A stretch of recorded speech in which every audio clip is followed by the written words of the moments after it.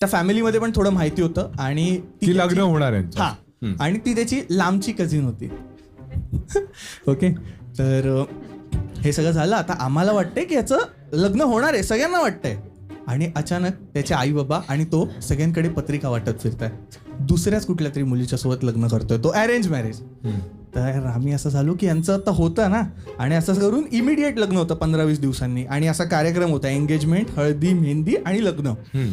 आणि एंगेजमेंटच्या 1 दिवस आधी ती इंडियात आली. तर आमची अशी जाम इच्छा होती की त्याची वाट लागावी, पूर्ण एंगेजमेंटमध्ये तमाशा होऊन जावा फुल. आणि तू त्याचा मित्र आहेस. म्हणून तर तुझं नाव प्रणित मोरे. जाशील घरी मग. तर आम्हाला वाटलं की आता एंगेजमेंटला तमाशाच होणार आहे ना. ती आली आहे घरी, आता आली आणि ती एंगेजमेंटला पण आली त्याच्या. आम्हाला वाटलं की तमाशा होईल, पण नाही झाला.